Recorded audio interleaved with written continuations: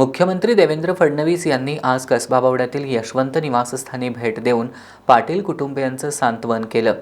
त्यांनी Padmashri doctor DY. Patil यांच्या प्रतिमेला पुष्पहार अर्पण करून श्रद्धांजली वाहिली. शिक्षण, सहकार, उद्योग अशा प्रत्येक क्षेत्रामध्ये पद्मश्री डॉक्टर डी.वाय. पाटील यांनी प्रचंड मोठं कार्य उभं केलंय. त्यांनी सामान्य माणसाला दिलासा देण्याचं काम केलं, असं मुख्यमंत्री फडणवीस यांनी यावेळी माध्यमांशी बोलताना सांगितलं. मुख्यमंत्री देवेंद्र फडणवीस आज कोल्हापूर दौऱ्यावर आले होते. या दौऱ्यादरम्यान त्यांनी कसबा बावड्यातील यशवंत निवासस्थानी भेट देऊन पद्मश्री डॉक्टर डी.वाय. पाटील यांच्या प्रतिमेला पुष्पहार अर्पण करत भावपूर्ण श्रद्धांजली वाहिली. त्यानंतर त्यांनी पाटील कुटुंबियांचं सांत्वन केलं. यावेळी माध्यमांशी बोलताना त्यांनी शिक्षण, सहकार, उद्योग अशा प्रत्येक क्षेत्रामध्ये पद्मश्री डॉक्टर डी.वाय. पाटील यांनी प्रचंड मोठं कार्य उभं केल्याचं सांगितलं. त्यांनी सामान्य माणसाला दिलासा देण्याचं काम केलं. ते केवळ नेते नव्हते, तर एक विचारवंत होते. खऱ्या अर्थानं डी.वाय. पाटील हे कृतार्थ जीवन जगले, अशी भावना मुख्यमंत्री देवेंद्र फडणवीस यांनी यावेळी व्यक्त केली. हे महाराष्ट्रातले जुन्या पिढीतील सामाजिक राजकीय क्षेत्रातलं एक अतिशय अग्रणी नाव होतं. आपल्या सर्वांना कल्पना आहे की जीवनामध्ये संघर्षातून त्यांनी एक अतिशय मोठं कार्य उभं केलं.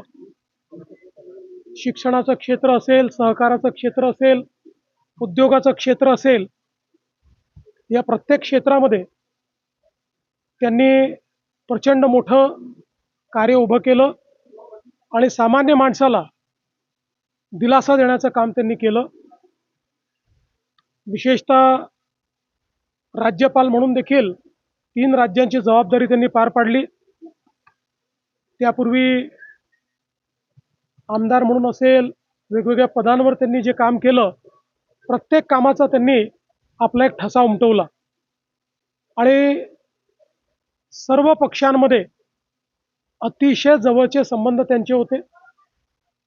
व्यक्तिगत माझे देखील त्यांचे अतिशय चांगले संबंध होते आणि ते केवळ नेते नव्हते, तर ते एक विचारवंत होते. त्यांच्याकडे सांगण्यासारखे विचार होते, मार्गदर्शन होतं.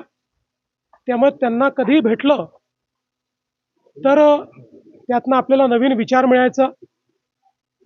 तो आध्यात्मिक विचार असेल किंवा एकूणच आपल्या संपूर्ण जीवनाला बदलू शकेल असा विचार डी.वाय. दादांच्या माध्यमातून मिळायचा.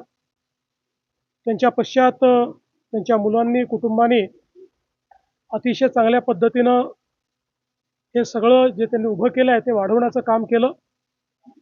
पण एक कृतार्थ जीवन ज्याला म्हणतो, अशा पद्धतीचं जीवन डी.वाय. दादा जगले. यावेळी मुख्यमंत्री देवेंद्र फडणवीस यांनी पद्मश्री डॉक्टर डी.वाय. पाटील यांच्यासोबतच्या भेटीच्या आठवणी सांगताना डॉक्टर डी.वाय. पाटील यांच्याशी गप्पा मारणं म्हणजे स्वतःला समृद्ध करणं होतं, असं सांगितलं. बऱ्याच आठवणी आहेत. अनेक वेळा म्हणजे मागच्याही काळामध्ये अचानक फोन करून ते घरी यायचे. काही फारसं काम नसायचं, छोटासा मुद्दा असायचा.